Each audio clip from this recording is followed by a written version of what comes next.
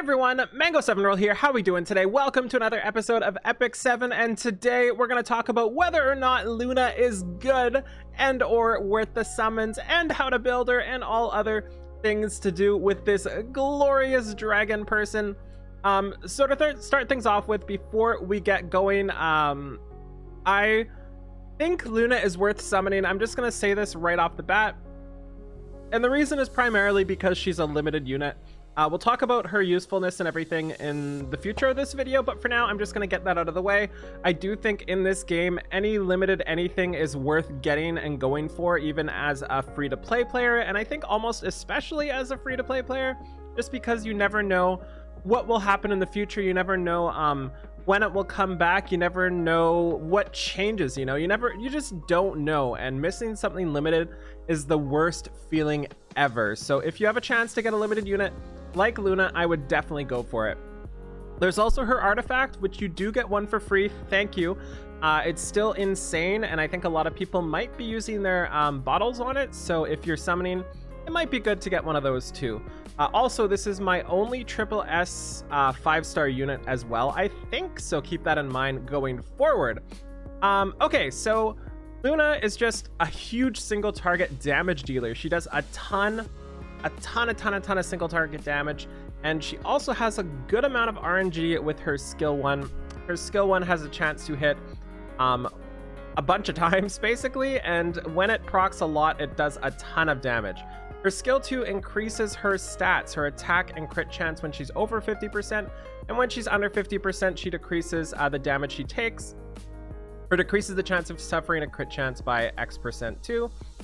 And her skill 3 is just a huge damage dealing ability that defense breaks, and it also has advantageous elements. So for example, if you're using this against an earth element, it's going to ignore that element resistance and just full force with her skill 3 and do the critting shenanigans like that. As for skill ups here, if you're going to really seriously use Luna, you're going to want everything in skill 1. I would say just max it. I would say pretty much as far as you can with your skill 2 as well, and your skill 3, I would pretty much do the same thing. It's all so much damage, it really adds up with her multipliers and everything too. She's got a really good imprint as well, which is crit chance, and we can also see she gets an insane attack percent imprint on her self as well here. As for her catalysts here, you can farm them in World 2.5, World 2.7. You'll know where they are in Rangar over there. Really easy farm. One of my favorite catalysts to use just because I find them so easy to do. You get all sorts of stuff from this too. Defense percent, which is not terrible. Defense attack. People always hate on defensive substats, but they don't realize how important they are to get. She's already going to be doing enough damage to kill stuff, so why not? Why not get a little bit of defense? As for her skill set, there's a couple ways you can do her, more than one actually. For your boots, you have two choices. You want to go with either speed boots or attack percent boots. I personally like attack percent on a speed set. That's my weapon of choice with Luna here. As for her ring, you basically have one choice, that's attack percent. Pretty obvious you need to get that too. For her neck, you want crit damage for sure. Pretty much nothing else on this slot. And as for the other stats, you just want to mix a crit rate, crit damage, attack, and all other subs you can get. Effectiveness is good for your defense break, but not too important. Speed is obviously good too. And this is what we end up with here. And one thing to note, one of the best parts, if not the best part about Luna in terms of DPS, is her crit chance. Because she has advantageous element advantage on her skill 3, this means that your skill 3 is going to get 15% to crit basically. So keep that in mind going forward.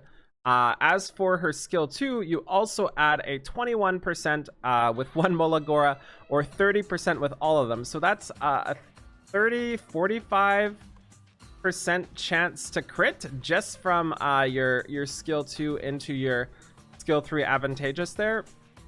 So you can see you really don't need too much crit to be super effective with Luna. I like to sit at 65% or so, somewhere around there, just to make sure your skill 1 does get crits too, because your skill 1 will get the 65% plus 30 here, so that would be 95% to get the critical there. So that's kind of the situation I like to sit at. but you don't need 100% crit like most other DPS do. 53 is definitely a little low, but it's just what I had on her right now. As for her artifact, you have a bunch of choices. You have the new artifact with Cece's mom, because she's got it going on. You can put that in there. You've also got Uberus's Tooth. You can also use Joker for PvE. You can also use Portrait if you're using her as a one-shotter as well. Overall, there's a ton of choices you can do. She is a warrior after all. They do get insane artifact choices. And as for whether she's good or not and where to use her, let's talk about that. So the first thing is, I should mention this so people don't ask. When I talk about gear and stats, like I mentioned my boots, ring, and neck. I wanted them to be attack or speed. I wanted them to be attack, and I wanted them to be crit damage.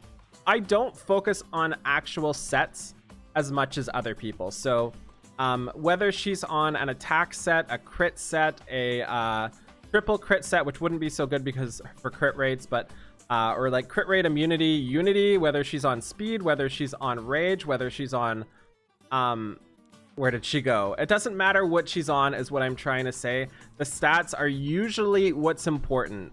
So that's why I just end up where I end up when I'm looking to gear my units, and I happen to just end up in a good spot with speed here. So let's just get that out of the way before anybody asks whether to use like speed or attack set.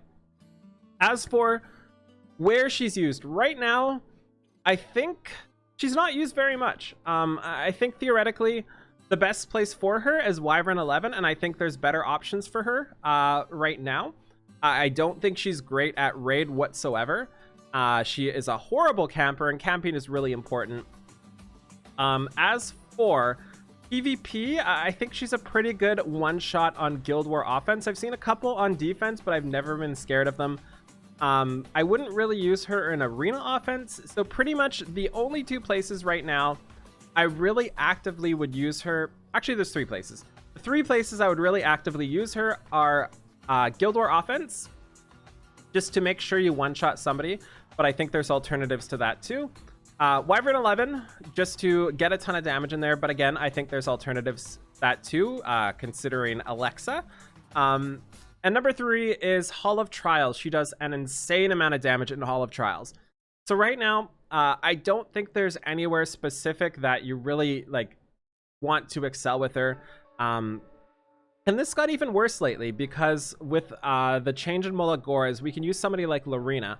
And now I feel that Lorena is infinitely better in raid because she camps better. I think she's much better in Abyss. I think she's much better in the tower. She's just better overall everywhere except for the two places I mentioned earlier, or the three places I mentioned earlier. But keep in mind, that is just right now. You never know when somebody like Luna, you want that insane skill 1 damage, is going to just be bonkers for later content, which is why I always recommend summoning for limited units. So as for teammates and other options you can do for something like Guild War offense, she's a really good friend of boosters. So running her at slow with a ton of damage, or like 160 like I am now, she has a really good time with somebody like Tam Iseria. She has a really good time with somebody like Oxlots too. That's another one of the big misconceptions people think about this game, is they think because they don't have a cleaver, they don't have Judge Kisei or BBK or something like that, they can't really use the Tam Iseria boost strat. And that's super incorrect, because Tam Iseria into a single target DPS to one-shot something is pretty darn solid, and the same goes with Oxlot's one-shot with like a CDOM after or something else after too. So you definitely have a ton of options you can use for Luna, and she one-shots most things, I would say. So overall, with those boosters, she's fantastic. In PvE, if you're looking to use her in Hall of Trials, really want as much dual attack as possible. So somebody like, wow, I don't know, maybe Tamarin, she would be fantastic with, because getting that multiple attack skill 1 against the boss when he's in his groggy state actually does like 400,000 damage. So it's really insane how much she does with all of that. So yeah, I think that's about it with Luna here. I think she's a great unit. I think she's easily replaceable. I think she is hardcore waifu, which is enough to summon for her altogether. But if you're really stingy with your Covenant bookmarks and you really want to know, you've got your answer now. So I hope this helps you out. Anyways, thank you so much for watching. Feel free to like, comment, subscribe as always. If you have any other characters you'd like to see mini guides on, just let me know in the comments below and I can try to put them up. So have a wonderful day. Bye, everybody.